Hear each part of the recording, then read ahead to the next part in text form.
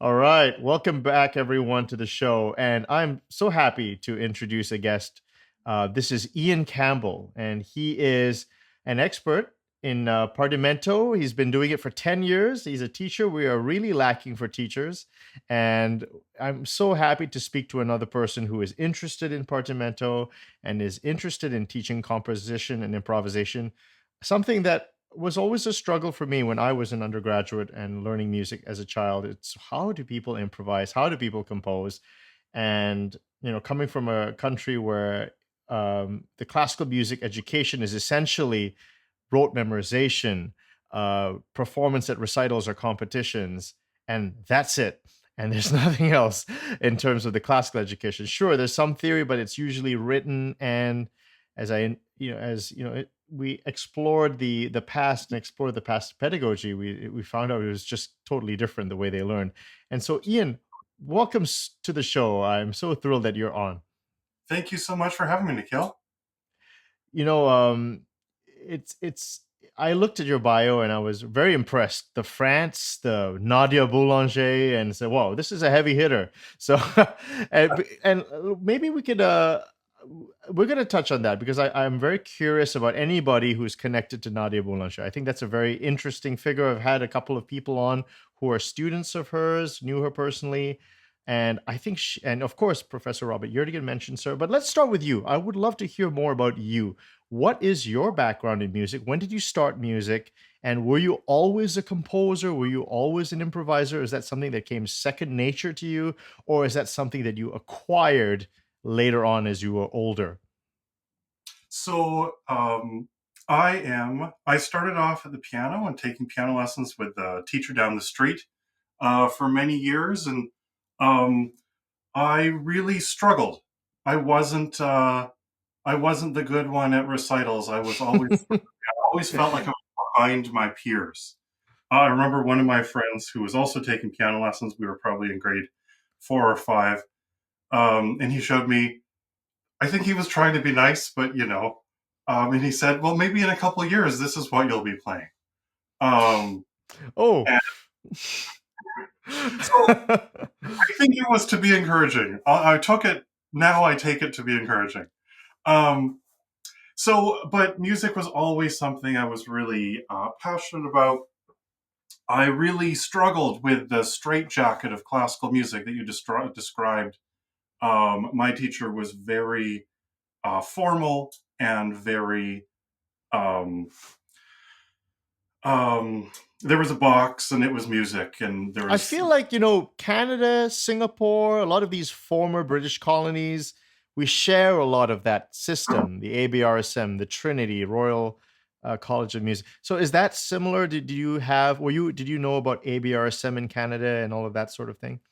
we have the Royal Conservatory of Music here, which is very similar, Mm. um, graded a graded methodology um, of pieces that are increasingly difficult and uh, uh, theory that is divorced from the repertoire. Right. It's like a separate, I remember it was here it's like, oh, go for grade 5, and then that's a whole written thing, and you write it down. It's and it was like a crossword puzzle. It was, and I remember there was a very nice lady who helped me. I remember this was a long time ago. Helped me with the theory, and I didn't. This was so separate from the music.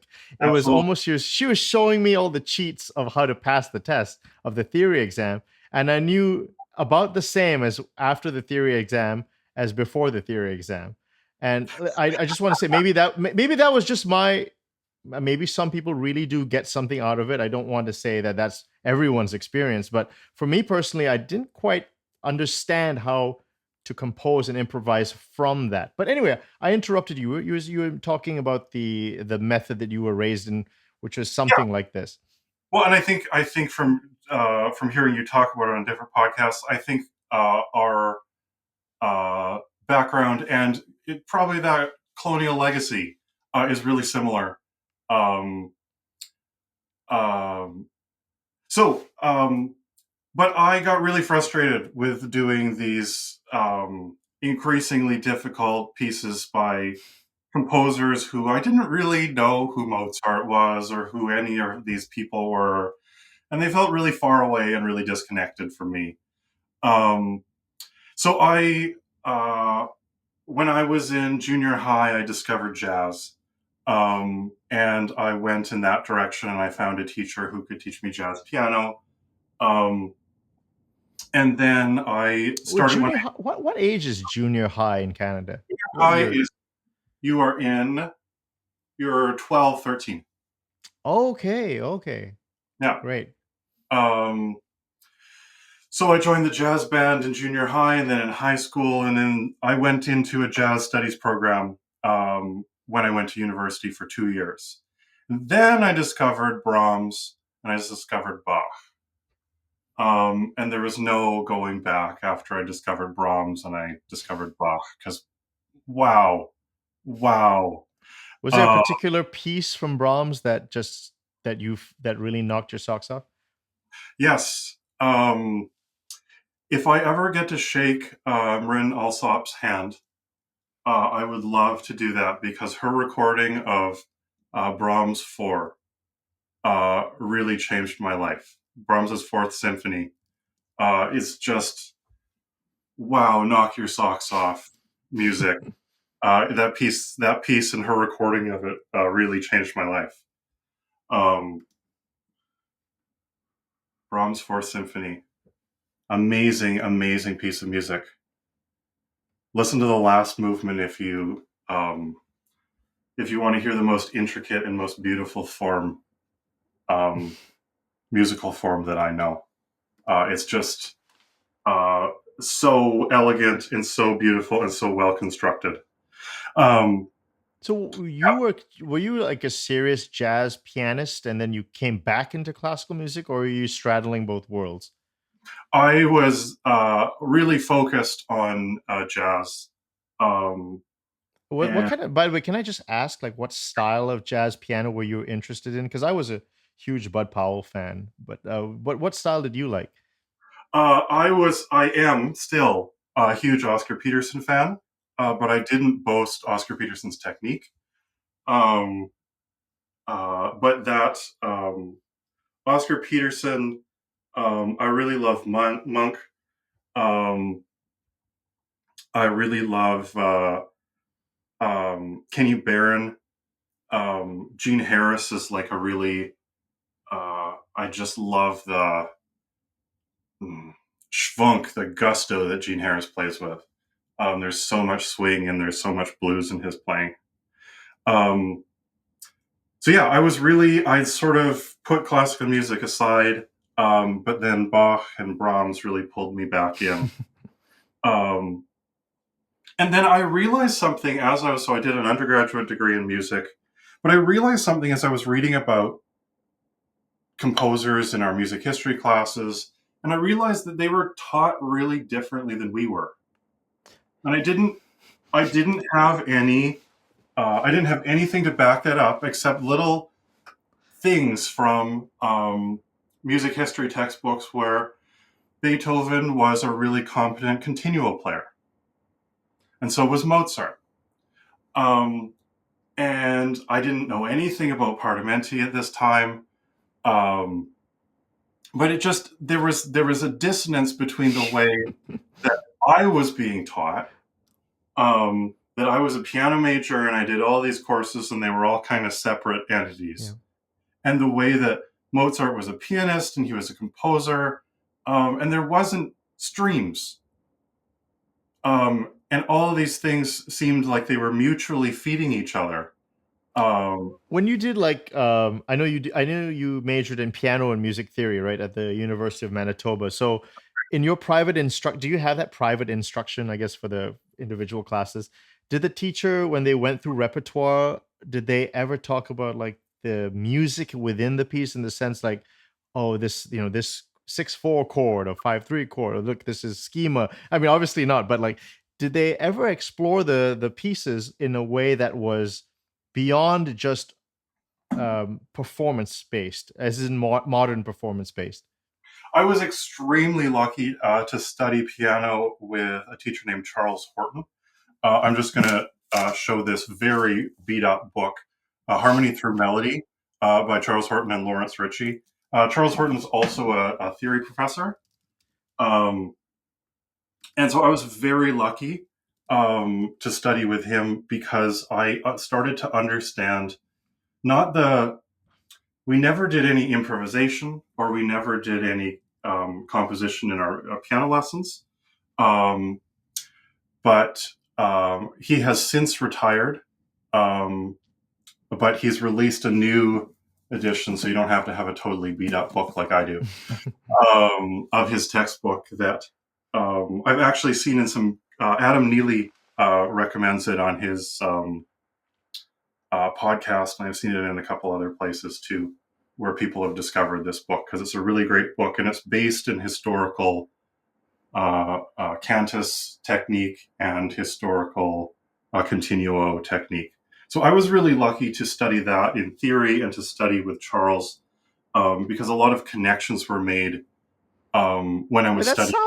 That sounds renegade. That sounds like, like who is talking about like continuo if you're talking about like music that is so-called after Baroque, right? Today, nowadays, there's this false myth that continuo is just for Baroque and earlier, and it doesn't there's no such thing as figured bass after that. I mean, figured bass, the term, it's such a loaded term, or at least it's a term that's very obscure now. No one seems to really, it means different things to different people. So that's really interesting that you met a Charles Horton who was at least, looking at it in a different way from the standard mainstream classical way. Yeah.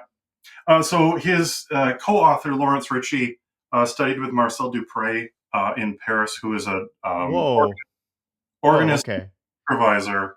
That's the right reaction to Marcel Dupré. And so Lawrence was really coming at it from the perspective of Lawrence was a composer, and he was an organist and improviser. And so he was really coming at it from that perspective. And so my teacher is Vladimir Horowitz. It's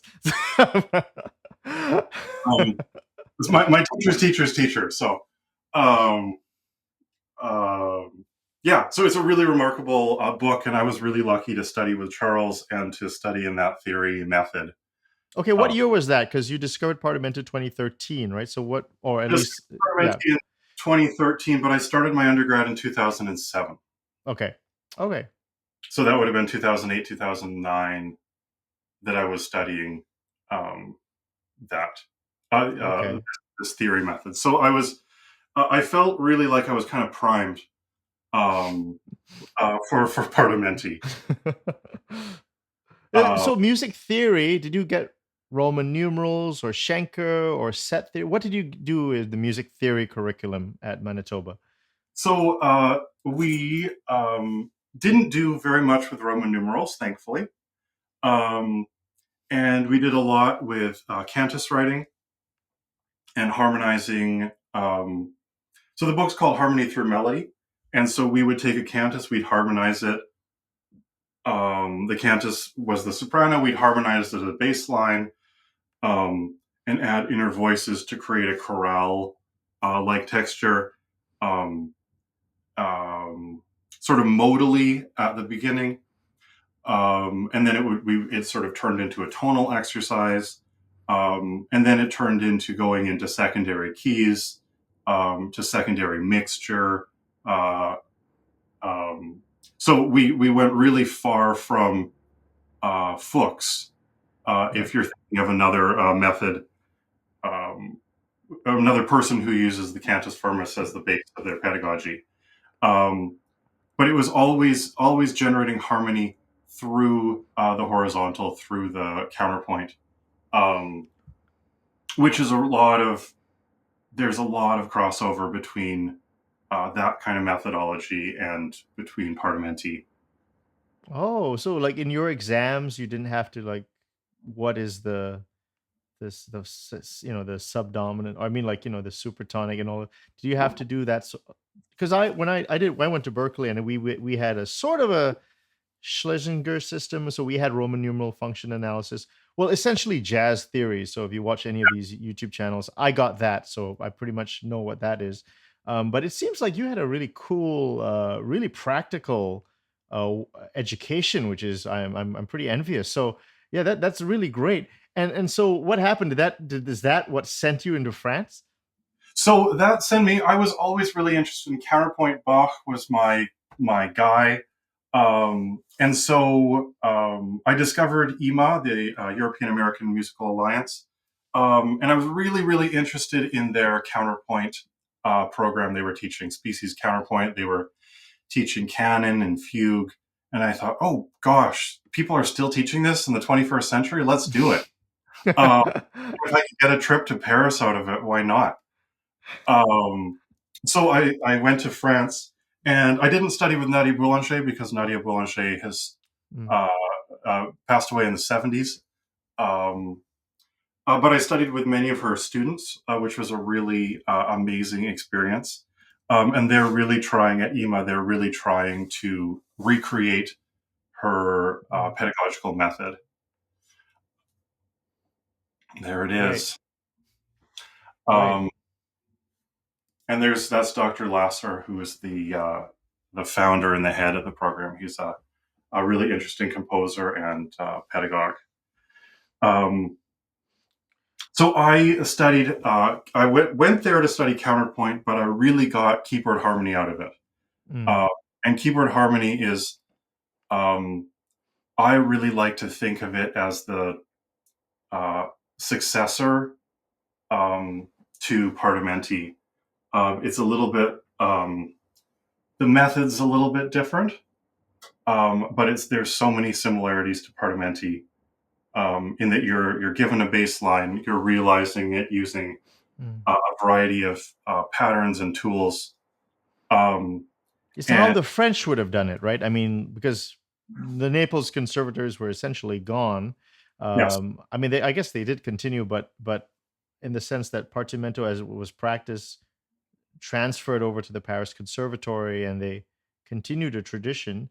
mhm. Um, and so, when you were doing that, so I was going to ask you, one of the questions I was going to ask you was, how does the French way contrast with the North American way? But it turns out that you basically didn't really get that North American way as much as I thought you did. So, No, but you know what that North American way yes, is, right? So you I, could actually articulate how it's different. So how is it different for a typical North American undergraduate who's learning harmony yeah. uh, in the typical modern conservatory? How is it different? So the difference between um, the what we're doing in North American and conservatories throughout the world that follow that model, um, and between Partimenti and Boulanger is, I think, with the French exercises that I started with Partimenti, you're immediately connecting the theoretical concept with sound, with music, with making music. And I went through an amazing theory program, but it was always written exercises.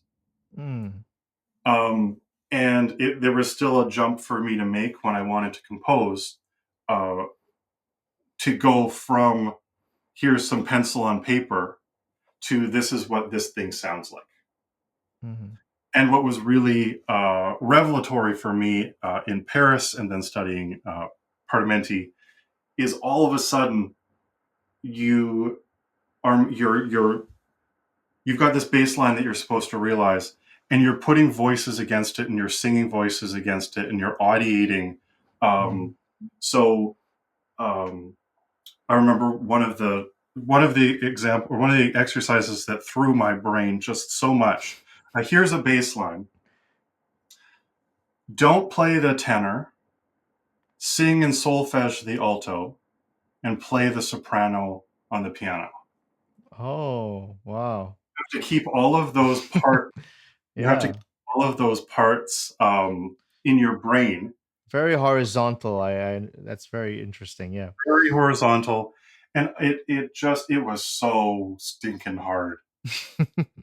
But it revolutionized my ears. It totally changed the way that I No, was wait a listening. second. Hold on. Wait a second. So revolution. people take ear training in conservatories. They do. It's generally sight singing.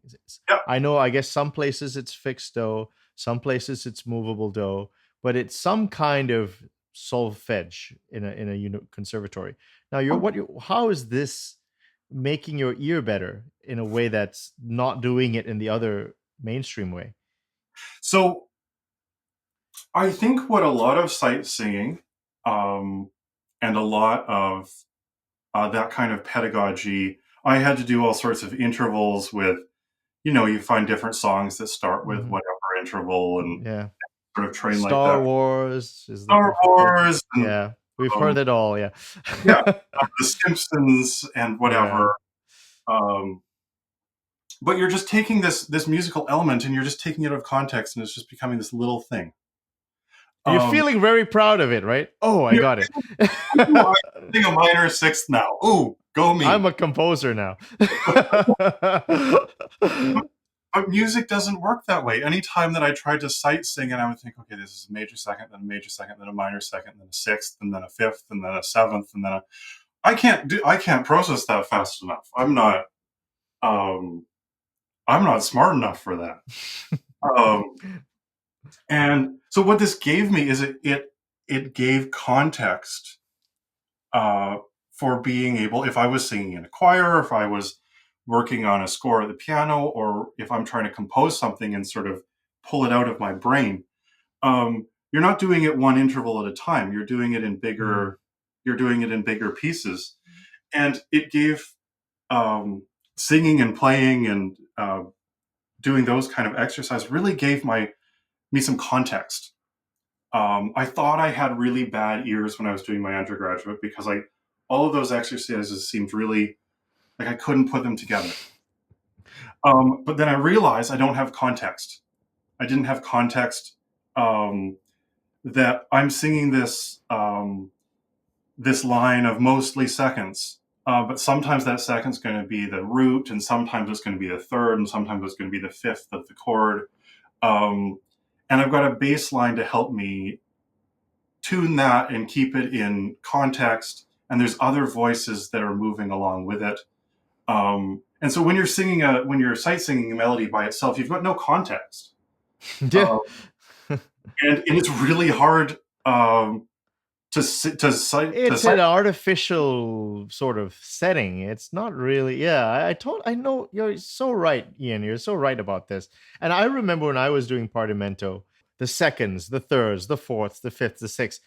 Now when we're doing dissonances, the seven or the four, they shout out at you, I'm a four almost, or I'm Yeah, a nine, I'm a yeah, seven. That never happened when I was doing, The Simpsons, the Superman theme. Or that never really, I mean, yeah, I could sort of, in hindsight, that's right. But when I hear a nine, and the whole context of the gesture, the preparation, it's the sound of the nine really comes in real music too. That's another thing. It happens within the context of real music, and so you are absolutely spot on about that. Yeah, the audiation, the listening is totally different in Partimento. I have to say, I actually kind of stopped all that interval stuff. I know some people are really into that, but I just do Partimento. That's my ear training. yeah. I don't think when you look at Yardley's work and you look at other scholars' work, there was no ear training class. They sang solfeggio. They sang they did Partimenti, and they did accompagnement in the conservatories. Yeah. They were getting those skills in context. For years. They were really, and this is the thing that stood out to me when I was reading music history, is they were really, really good. So why don't we emulate their style of education to even come proximally close to what kind of music they were making? Now, how fast did you see yourself improving when you went to France? I remember, well, as I don't think I saw myself in the whole month that we were there. I don't think I saw myself improving. I saw myself slogging along because Mm. It's really in the placement exam, they gave me an open score chorale, and I looked at it and I thought, well, I do choral music. And then I looked at it, it's got a soprano clef, an alto clef, a tenor clef, and a bass clef. And they said, could you solfege the something, and can you play this line on the piano, and can you sing this? And I thought, ah! Were you But trained in fixed do or movable do in I was Manitoba? movable-do, and then in Paris, I switched to fixed-do. Okay, so that must have been a bit difficult. That was, yeah. And the French method uses C, the syllable Yeah. SI, for what we would call T or B. Yeah. But So C that must have really confused you. is right next to the note, the letter name C. Yeah. Uh, and I remember one analysis class, and something was in B minor, but there was a Neapolitan chord, and we just sort of came derailed because there was too many different types of C. Mm. And people were asking questions using North American speak and French speak, and we were all very confused. So we were talking about you were in France, and you were going through the summer program, and did you go through 2 summer programs? Is that right? I did the same program 2 years in a row. They have lots of many different courses there, so I wanted to go back and do some further study. And in the first year, it was really trial by fire, and it was really hard. And I wanted to go back after a year of sort of reflecting and continuing working on it when I knew what I was getting myself into. Great. And okay, so Nadia Boulanger, the teacher, was essentially the teachers there were carrying on her tradition. So were there Paul Vidal basses and that sort of thing there in terms of the keyboard harmony? You had to play sequence. Is it Theodore Dubois? Did you work through that as well? We didn't work through the Dubois, but we worked on the Paul Vidal basses.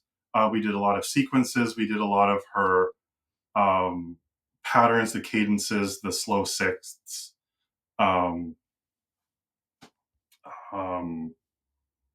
Yeah, and all those kinds of tools.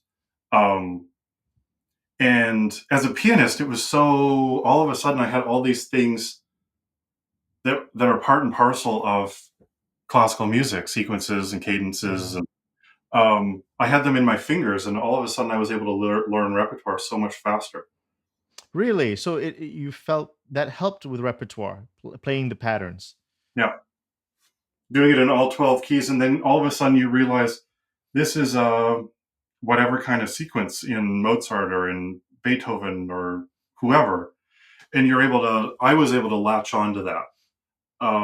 And one example I give, I never studied Beethoven's uh,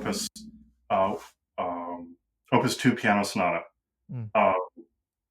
But I knew it from being around it in school. People that I was friends with played it. And he uses the rule of the octave for the first 8 bars Mm. as the harmony. And I always really struggled memorizing music. But I could Were play you a it good sight reader? I wasn't a particularly good sight reader until I started doing keyboard harmony and Partimenti. Mm. And then I became a really good sight reader. So he uses the rule of the octave for the first 8 bars. And all of a sudden I sort of memorized this piece without even really trying. Because I knew the tune. And now I know in F minor, I know the rule of the octave. And I could put it together really quickly. Oh, so wait, hold on a second. So do they teach the rule of the octave in keyboard harmony? No, the rule of the octave was the French school generates the rule of the octave differently, and they don't call it the rule of the octave. As you get further and further in the Vidal basses, you get 6/4 chords above scale degree 2, and you get 6/3 chords above scale degree 3, and you get 6/5 chords above scale degree 7. And so they're generating the rule of the octave, but it's never given explicitly. Yeah, it's one of these unsaid things. Oh, that's you just put that chord there. Yeah. Um, and so it was really interesting for me when I discovered Partimenti, um, because we're the And what French. was that? So okay, so how did that happen? So that happened. There was in the Vidal basis. There's a little preface that's about 3/4 of a page long that says this is what Partimenti is. Then it doesn't really talk about Partimenti for the rest of the. But I read it and I thought this is very interesting. Um, and then I was back at school and I went to the music library, just walking through the stacks, and I saw The Art of Partimenti on the shelf. And I Yeah, thought, that's what? right, 2012, right? Is that when it came out or something like that?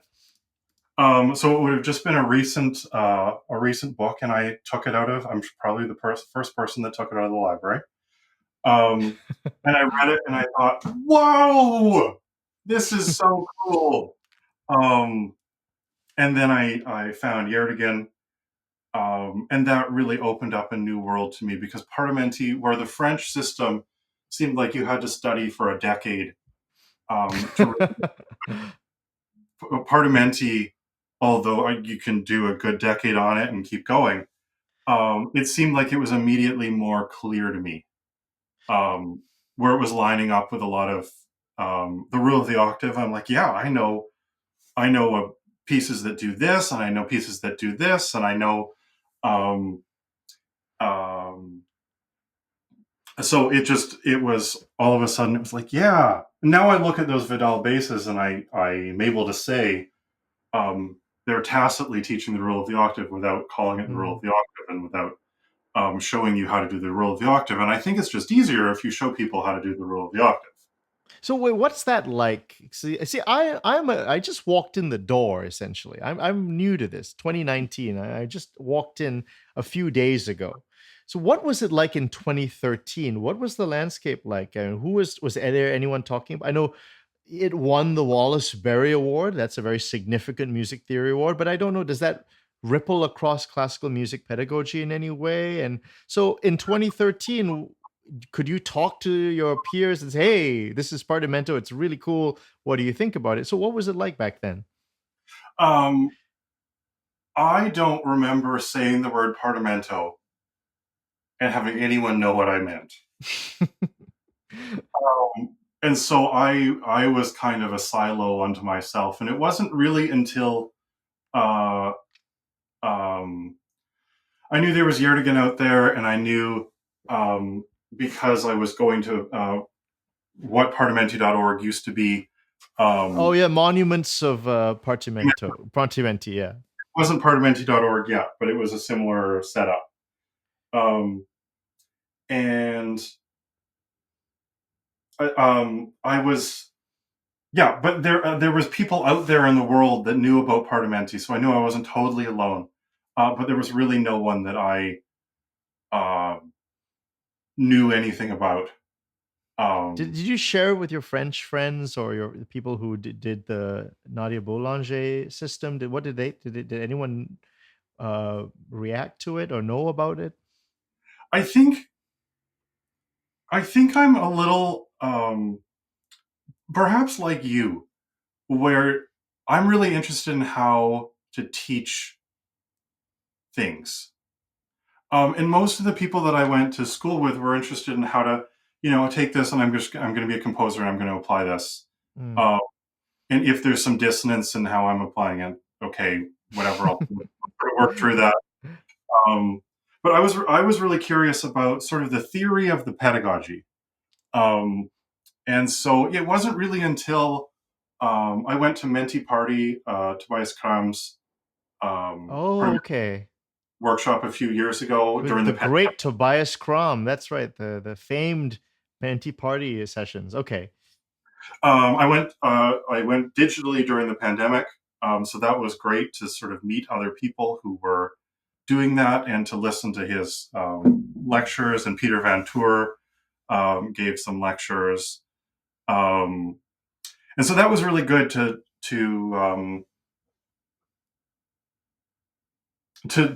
find other people who were thinking really similar things. And actually, Menti Party was was good for me because I thought it made me realize, oh yeah, I get this. I've been working alone by myself for such a long time, and you think, have I gone totally out to left field? Am I just this one weird person at home?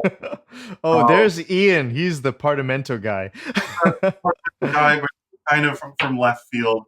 And it was really affirming because I thought, okay, yeah, we're all onto something, and we're all onto something together, and we're all Mm. seeing the same benefits from it. That's fantastic. Okay, so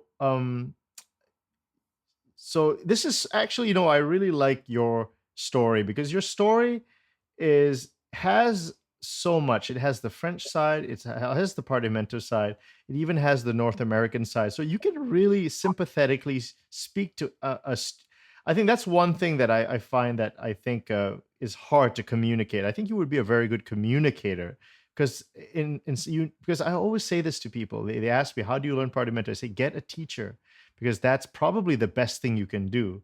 I mean, I think, and there are some questions we're going to dive into them, but I think you really that's the sort of thing that I want to share with people is, if I found an Ian Campbell as an undergraduate, he would have fixed all the harmonic questions I would have had. So many people do you know there was it's to I remember there was someone who was a composition major at Berkeley, and I showed him like Randy Newman's was a "You've Got a Friend in Me." There's some like the second half of the song, the bridge.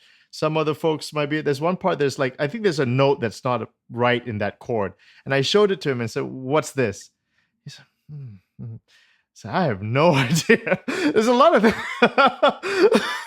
and not just that. I could just go through my life and tell you story after story after story. And it's funny when I talk to a Partimento person like you, or anyone, just anyone who is so familiar with Partimento, they'll just tell you, oh, it's this dissonance, or it's this against that, or it's this. That framework is so powerful. It's an unbelievable framework. So I want to ask you about the Partimenti workshop that you started. So that's really exciting, and I think that's really cool for my audience to check out. Everyone is always asking about how to learn. So Ian, tell me about the Partimenti workshop, and is that connected with Dr. Joseph Sowa's Wizarding School for Composers? And maybe we could also talk about your association with him. So I'll give you some of the history, and that will give you some of the content. About 3 years ago, Joseph, who is a friend and a colleague of mine, was starting the Wizarding School for Composers. So the Wizarding School for Composers is an online program, live program animated by Joseph, and I've been teaching a Partimenti workshop. He did one session and he realized he needed some theory, but he didn't. We'd had many conversations about Partimenti, and we'd started a short-lived book club to read through some of the Partimenti literature and have someone talk about it too. And so I started a Partimenti workshop to give composers really practical theory so that they could compose. And in this last session that I've done, I've just finished up last month. Their first assignment was I composed 4 or 5 basses using bass suspensions, a couple different kinds of cadences, and each Partimenti had one type of sequence in it. And they put this together into some figuration preludes, so some really simple, just textural preludes. And it was amazing the pieces that came out of that. They were so cool. They were all so different. And they were using 3, maybe 4 patterns. So the harmonic gestures weren't particularly complex, and there wasn't that many of them. But they were composing really, really amazing pieces of music. So I really think that Partimenti is and working with Joseph and the Wizarding School has given me a lot of perspective, and it's given me, I say to all of my students, Partimento is really old, but the way that we're coming back to it is really young. Yeah. and there's very few people who are teaching it. There's some great teachers out there, John Mortensen, Tobias Cram, Yeah. The Giorgio heroes. the hero, The heroes of this field, the legends. Peter Van Coor, all those people are doing really amazing things with Partimenti. But there's very few of us that are out there.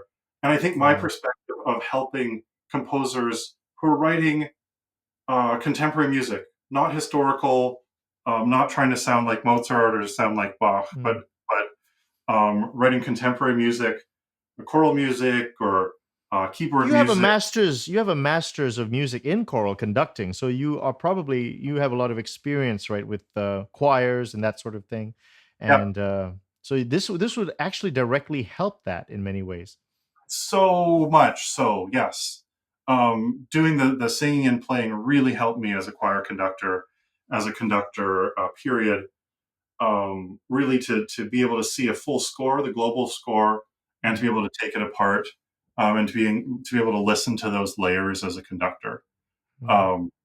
So I was working with the Wizarding School, and I'm still working with the Wizarding School. It's a great program, but I wanted to found a Partimenti program that I could really direct and I could really steer. So here's the Partimenti Workshop. And I really want to help composers. So many of us get stuck. So many of us don't trust our ideas. And like I said before, by creating music in the sound, not sort of in the theoretical pencil and paper, I myself as a composer, and I've seen it happen with other people, have been able to trust my ideas as a composer and an improviser so much faster and have so much less doubt in my composition process, because I'm listening to the music. I have good ears. That's what I do as a musician. I listen to things. We're all listening to music, and we're all sort of reacting to music in real time a lot, and being able to change your improvisation and your compositional process so that you're listening to the ideas at your instrument in real time. I think makes composers trust their ideas, and it just speeds up your process like extraordinarily. Okay, so let's do this. I want the way you teach, because I'm very interested in listening to another teacher. What's their system? I really love that. I love listening to another teacher talking about their system, and it gives me ideas. So let's start with maybe I can just throw in a few audience questions here, because because I'm going to ask you about things like counterpoint, because you said you love Bach, and I think, as we all know, I mean, these people who are familiar with Partimento, that eventually led on to written counterpoint for the students at the Naples conservatories. So but let's begin with the beginning. And here's a great question, and one of my favorite listeners, Suzanne. What is the first thing you do with a new student? How do you initially assess them? That's a great question. Yeah, and I had the chance to meet Suzanne. She's doing amazing things with Partimenti and her cello. What is the first thing I do with a new student? I'll answer the second question first. How do I initially assess them? What I'm looking for, I think Partimenti really breaks down to two things. I think it breaks down to scales, and I think it breaks down to intervals. Because what we're doing with Partimenti is we're building collections of intervals over scales. And we're taking the scales in a sequence. We're taking the scale apart in a different way than we're taking the scale apart in the roll of the octave. But it's scales go horizontally, and the intervals get built above each note of the scale in different ways. So what I'm looking for is a basic competency at an instrument, so that they can experience those benefits, whether it's violin or cello or accordion or the piano. It doesn't really matter. But I'm looking for someone who has a technique where they have enough technique that they can experiment, and they can tie 3 or 4 notes in one hand or in one voice together. Right. So I'm looking for a basic competency. Um, And if that's not there, would you recommend a student do what to get to that point? so I teach kids right from the very beginning, and we start partimenti type exercises when they're able to play with two hands. So they're able to play pieces that are kind of bisynium, one note in one hand, one note in the other hand, and they're able to do sort of two independent lines. Before that, what I get them doing is I'll give them a rhythm, and I'll give them maybe the downbeat. I'll give them a given note, and I'll say, "Can you improvise connecting the notes on the downbeats? You've got four quarter notes in this bar, two half notes in this bar, four quarter notes in this bar, and so you've got to invent notes to fill the gaps." So I get them even before that. They're just doing it with one hand. There's no harmonic context, but they're creating improvisations, and in a similar way, I'm getting them to refine those and turn them into compositions. Should they learn repertoire? And I mean, that maybe that's an obvious yes, but what do you ask them to play? What source material do you like to use for beginning? I mean, let's just say piano students. Yeah. So I've written a lot of my own. I've written a lot of my own music for beginner students. I think any music that they're interested in that can help them gain technique. Okay. I don't think there's any right way to go about it in the beginning. I think there's a lot of initial hurdles to get over as a beginning musician, and it becomes, I think for me at least, it became interesting once I was past those hurdles. There's a lot of vocabulary. There's a lot of symbols we need to learn. There's a lot about keeping time and how to move your hands around the keyboard or a guitar or what have you. I want my students playing with a healthy technique.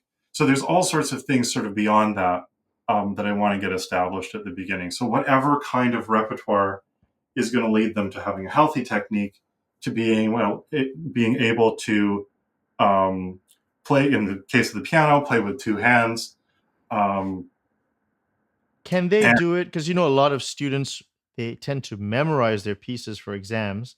Do you ask them to be good readers, or is reading where do you stand on reading, sight reading? I think sight reading is a super crucial skill, but I like to think about it holistically. I don't think just doing more sight reading all the time is really going to be the best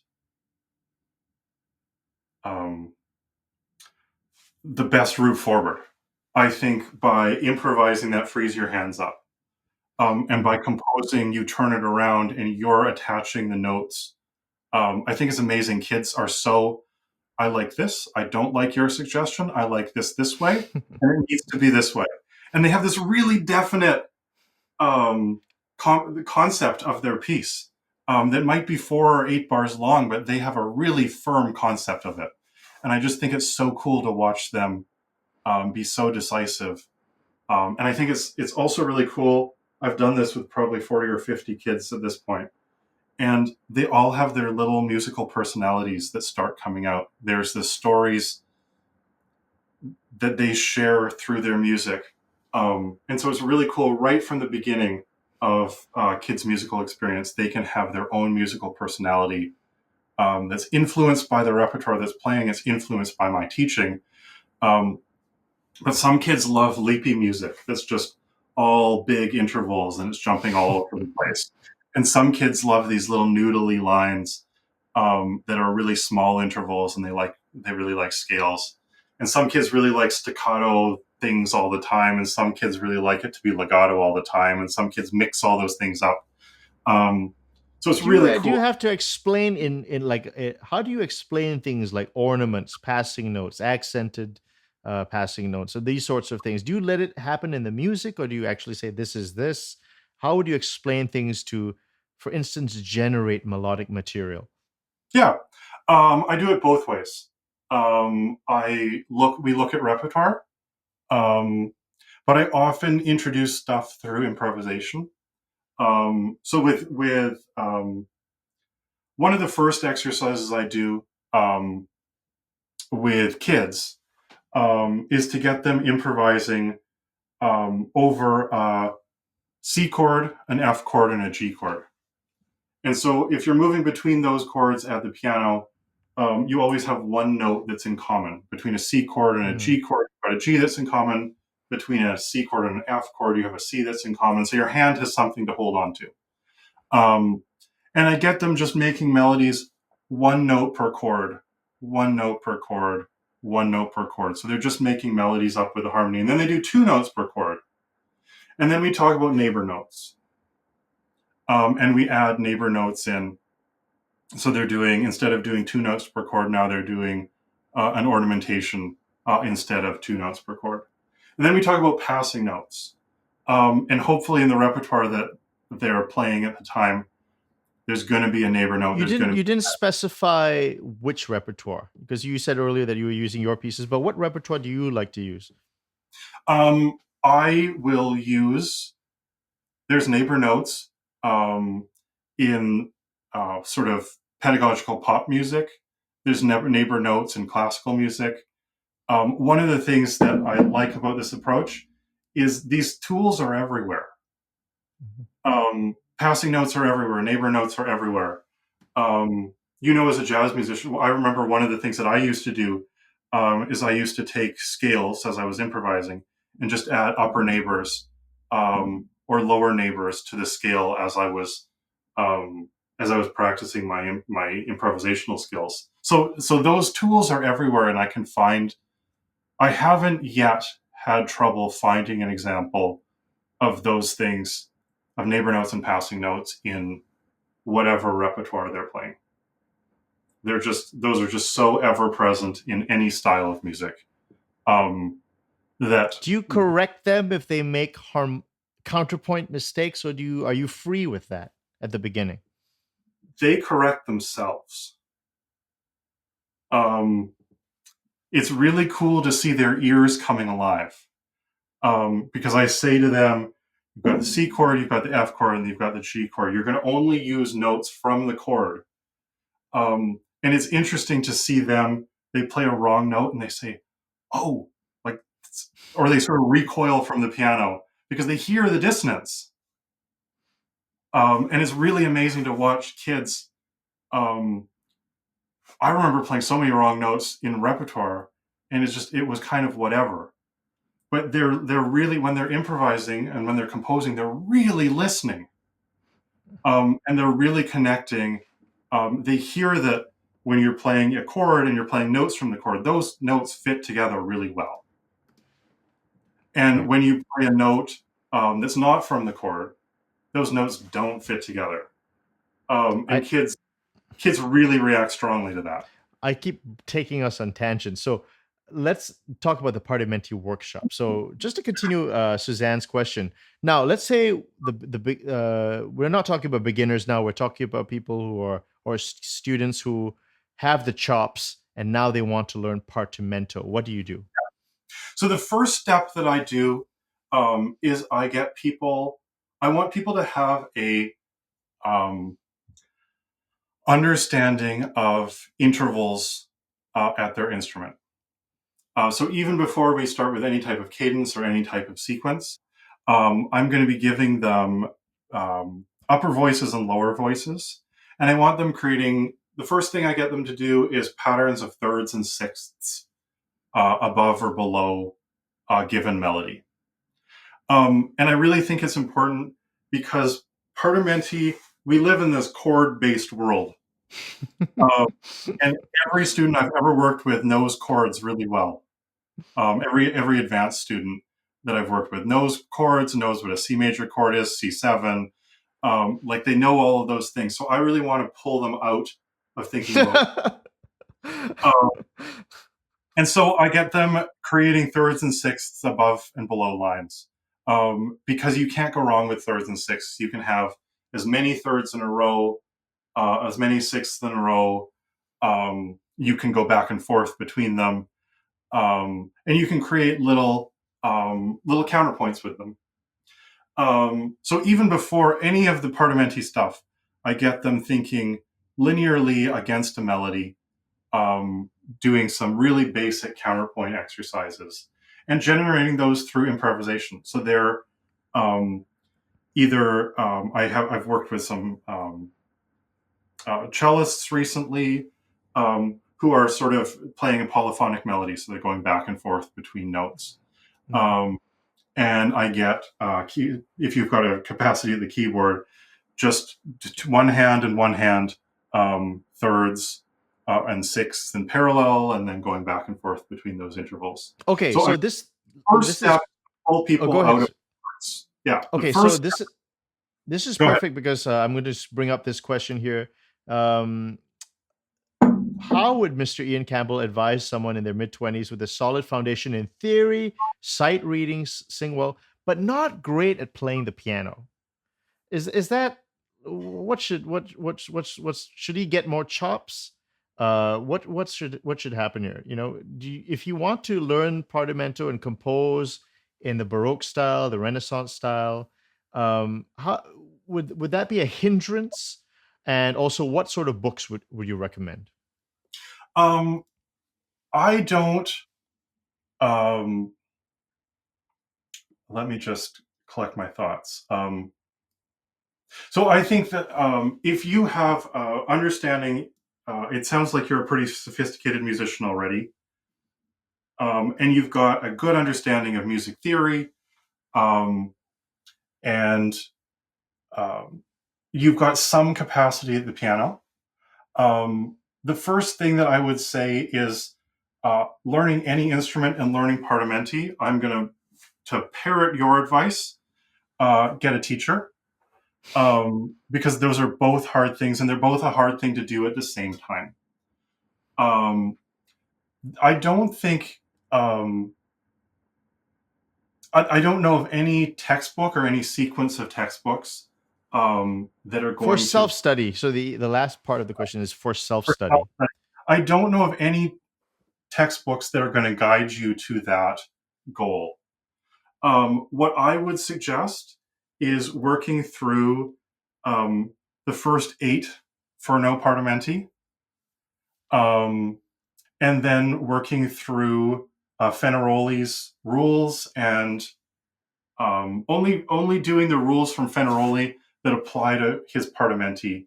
So taking a look at his Book 1 Partimenti and just finding the rules only that apply to the specific Partimenti that you're working on that time. Work through the first 6 Partimenti, and then start going to repertoire. This question, with this person, I would recommend going to Corelli first. Maybe looking at Corelli's trio sonatas. And then what you'll want to do in the trio sonatas, you'll want to go back to Fenaroli's rules, and treat the bass lines of the trio sonatas as a Partimenti. Go back to Fenaroli, see if there's any rules that you're missing from what Corelli's doing. Corelli loves sequences. You're going to be doing lots of sequences if you're doing 17th, 18th century music. Treat Corelli like a Partimenti, pair it up with the rules from Fenaroli, and then see what kind of figuration Corelli's using. I think really going to the repertoire is going to be more efficient, more fun, and get you to your goal a lot faster than any book you can use. This is so hard because the time is just I just keep getting us off track. But let's keep going with the Partimento. So Partimento, keep going on that. So as you get more, how about when you go a little bit more advanced? So what I like to start doing with students who are a little bit more advanced, once they've worked through, once they have a capacity in the rule of the octave, a couple sequences, the basic cadences, I like to get them composing their own Partimenti. So it goes from being theoretical to being something that they're in control of. And that's when I really start to tie Partimenti into composing. And that's where people see that, oh, I've got all these tools. I can use these bass lines and I can sort of realize stuff over top of them. But now I can take all those tools and I can use them for my own purposes. And I can create music through improvisation. I can compose with them, and I can go beyond those patterns. I like to take students into 20th century scales, whole tone scales, half step, whole step scales, and just be playing with intervals, be playing with chords above those scales, in sort of what I call Partimenti thinking, generating new harmonies for their compositions that way. So it's still a linear process. It's still a very similar process to Partimenti, but it's not sounding like something out of the 18th century. It's sounding something very much of the 20th, 21st century. Mhm. I actually have a student just emailed me his with one of those. I think he was using a half step, whole step octatonic scale, and he just said to me, "There's a university choir in Massachusetts that's going to be performing the piece that he wrote that generated out of one of those exercises." So that's really cool and Oh, exciting. Um, yeah. that, Yeah, that that's yeah, that's, I'm glad you brought up the 20th century. I am interested in some of the tools and techniques that occurred, that they were modern. I mean, we're, after even after, because you could say Dubois is somewhat of a conservative in terms of the harmony. I don't think so, but I mean, like, but people are, I remember, who is it? Musikowski said Debussy was a madman or something. I read someone, so it's very interesting. I mean, if and Musikowski is not like, he's not like, he's not boring, but when we get to later things, Debussy studied Partimenti. We know this. How do you get so I'm very interested in what you said about partimenti thinking and how maybe we can use that for other styles, maybe more modern styles. If people are into film scoring or video game composition, or just making sounds. How do you get to be that productive in the same way that a partimento musician would have been super productive in the 18th century? so. This is the thing I think about a lot, and this is the thing that I'm working on. I don't feel like I have a great solution, because, like I've said before, Partimenti's old, but it's really young. Um, and but so I like to, um, the thing that I got as a composer out of Partimenti is connecting the music with my ears and being able to create music really, really quickly that I trust. And when I'm playing around with scales, I use a really similar process to generate melodic ideas. And it gives me a capacity to experiment that I didn't have before. Playing with different scales, playing with intervals above scales, creating chords out of collections of intervals.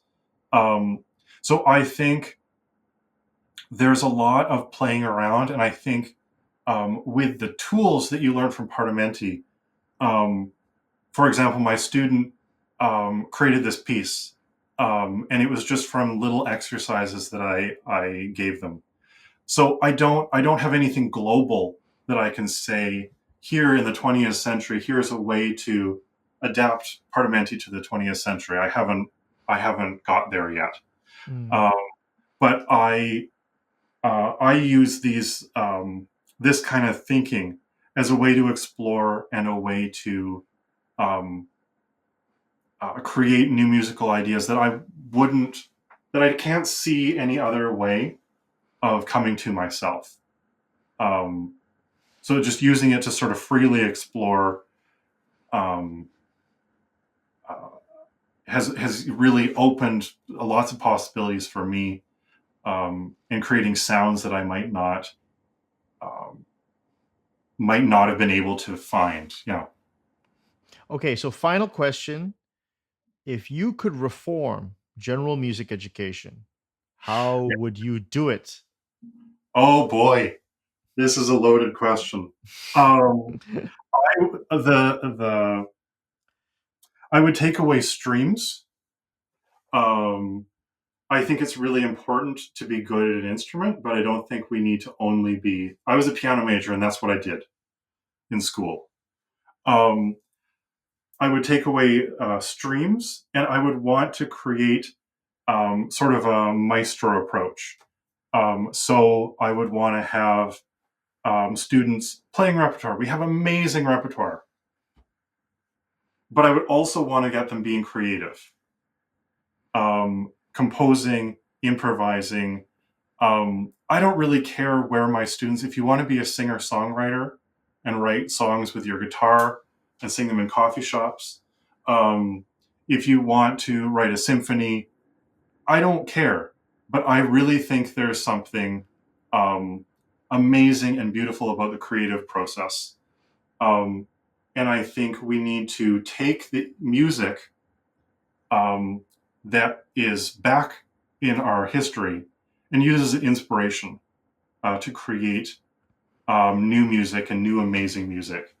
I think we're often looking backwards in classical music, and I think we can continue to look backwards at these amazing masterpieces, but I think we need to incorporate creativity, incorporate creation way more into our music curriculum, and have a way more integrated approach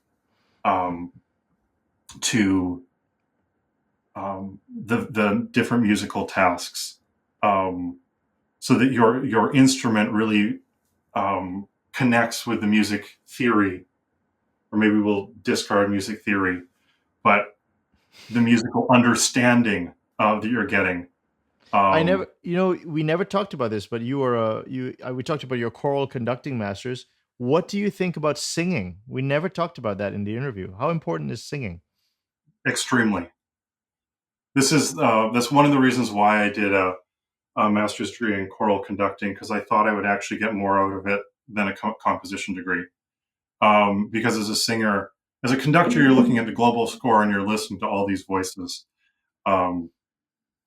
and you're learning a piece so intimately by being able to sing through each part, being able to understand how the different voices work in different parts. So it's I think singing is absolutely essential because it goes right inside of you. You hear those vibrations, and you hear your vibrations mixing with other people's vibrations, and how the dissonance rubs or how the consonant sits really nicely together. So I think singing is absolutely, absolutely essential. So, in terms of this maestro kind of integration, what do you think everyone should learn the keyboard? That's a question that people have asked. Should everyone learn the keyboard? Should everyone sing? Should everyone learn the keyboard? And what about strings, like strings? Because I feel, even Mozart played a bit of strings. Beethoven played viola. I'm sure Bach played strings. What do you think about multi-instrumentation? I think multi-instrumentation is great. I think everyone should sing. I think everyone should be able to play a chording instrument. So an instrument that can play more than one pitch at a time. Be that the harp or the guitar, the accordion, or the piano. I think if you really want to understand music, you need to have an instrument that can play linear and vertical things. I really love musicians who are eclectic. I don't think there needs to be one prescribed way, but I think the prescriptions are creativity, chording instruments, singing, and learning a lot of repertoire. There's amazing repertoire from Cole Porter to Lennon-McCartney to Beethoven to Bach, that is out there for us to learn and to listen to. And there's these great pieces that can help us understand our own. They can give us motivation for our creativity. They can give us tools to use. This is a really cool harmonic passage that Beethoven did. I want to do that. So yeah, those would be my big scale reforms. I never, because you're teaching composition, what do you think of pencil and paper versus DAW? I am on the pencil and paper side of things. Uh, I've never found in Dorico or Finale or using DAW that there's no way I can be as free as I can be with pencil and paper. Is that right? That's so, that's, and I know John Williams is exactly like that. I'm sure I interviewed a couple of film scorers. I think Hummy Man is a pencil and paper man. Um, so, but don't you find it's kind of cool? You can make a mock-up quite quickly. What about that? I want the mock-up in my head. I need to have the concept in my head. And the score, the way that I use the score when I'm composing, it's only a sketch, but I'm keeping it all in my head. That when I go to Dorico and I score it, all that stuff comes out. And I'm usually composing in a keyboard score, if it's something for keyboard, or maybe an SATB score if I'm doing something choral. But if I'm doing something for orchestra or string quartet, I'm always doing it in closed score first. And I need it in my head. If it's out there and if it's in, I think, yeah, I need to audiate it. I need it in me. And then I could put it in DAW once it's in my head. Two final questions. I'm sorry. I just these have to, I got to ask these questions. Two, and I'll tell you what they are. Counterpoint and orchestration. You're teaching composition. So what about counterpoint? Because that usually succeeds partimento and keyboard harmony, right? So counterpoint, and you talked about Bach earlier. How do you teach that? And what do you think every composing student should master counterpoint? And then the second question is orchestration, which I think every modern composer needs to know how to handle an orchestra. So those two topics, please. So counterpoint, I think everyone should master counterpoint. I don't think you need to master counterpoint in the way that textbooks often present it. I think a really good approach to counterpoint and how we go about it in the Partimento Workshop. The Partimento Workshop has a counterpoint workshop and a Partimento workshop side by side, and they'll eventually become integrated by the 8th or 9th week. We'll start really connecting those dots, and they'll become very blurry between those two streams. But we will. I think counterpoint is absolutely essential. That's why I wanted to study voice, because when you're studying choral music, what you're doing is you're studying the counterpoint of 2 voices or 4 voices or 7 voices against each other. And I like to think of counterpoint as gestural. So your the different dissonances and the different melodic figures that elaborate a note against note counterpoint are gestures. And you can sort of categorize those gestures as different leap patterns and different patterns of consonance and dissonance. But I think counterpoint is absolutely essential. I don't think Fuchs's counterpoint is absolutely essential. I think there's a lot of good stuff in Fuchs, but I think we need to get a little bit past Fuchs. And that really, I've done a lot of species counterpoint in my life. And I think it's really hard to take that to composing. You're kind of composing this counterpoint in the abstract, and it feels very nebulous of how this integrates. So I think counterpoint is an absolutely essential skill. I don't want to throw you into the polemic side of these ongoing music theory wars, but I would love your opinion, because obviously one of the things that got just immediately hooked me onto Partimento was Professor Robert Yurdigan just blasting Roman numerals because Yeah, I was a Roman numeral guy. I mean, I yeah. needed to hear that, so that's what really intrigued me. It's like, what? No, it's no good. So, but I don't want you. You don't have to give because it's really a polemic. Sometimes it gets kind of people are very passionate about this topic. But what do you think? What do you think about Roman numerals, harmonic function theory? Some people swear by it. Very good musicians swear by it. Very good musicians hate it. It's that's how it is. So, what do you think about this? I'm not going to jump into the polemics, but what I will say is whatever helps you get there. Um, and whatever. So I ask my Partimento students to take everything that they know when we're learning the rule of the octave. Take everything you know. This is a 5 chord. This is a 5 whatever inversion chord. And just apply it. Take the rule of the octave and just write everything you know about each one of these chords, so that you're integrating all of your knowledge. It doesn't need to be silos. It can be integrated knowledge because we all come at theory very differently. And we've all gone through different schools, and there's been functional theory, and there's Roman numerals, and people latch on to different things, and different things help different people. So I feel I would have a couple years ago, I would have had a much stronger answer. But now, having worked with a lot of students that come at this with all sorts of different backgrounds, I want them, if you're really comfortable with chord symbols and, C major 7, F minor 7, 9, that kind of system, I want you to take that and I want you to apply that to Partimento. Mm. And take the rule of the octave apart, take the different sequences apart, and give them chord symbols. Because I want you to take everything that you already know, everything you're coming at it with, and integrate it with this approach. And then so you can take Partimento back out into your process, and use the ideas that Partimento gives you. Maybe you're going to be sketching basses that have intervals above them, like kind of a continua thing. Maybe not. Maybe you're going to be using chord symbols more, but you're going to be thinking of sort of melodic lines and composing a bass line first, and then generating harmony from that.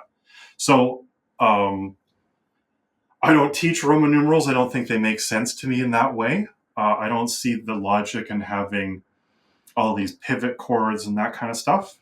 But I want my students to take all of the stuff that they know, and I help people just sort of decipher the theory that they know and then attach it to what we're doing.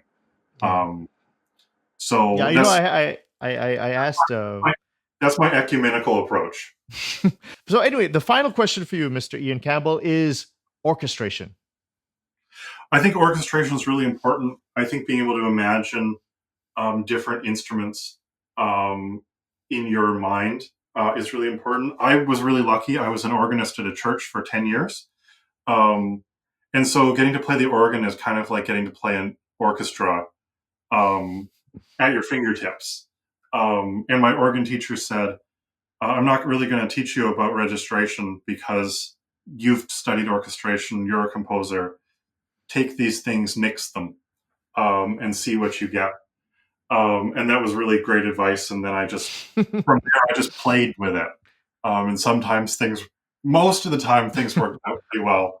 Sometimes they didn't. I think Joseph talks about sort of the magic of music and how you can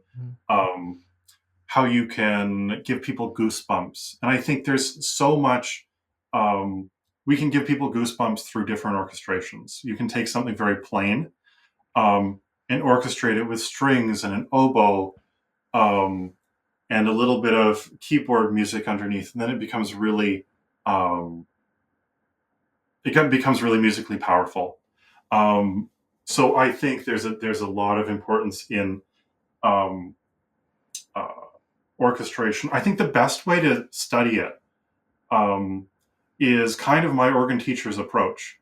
I think if you're around a college and they have tech courses, so courses for music teachers to be able to teach instruments that aren't their instrument.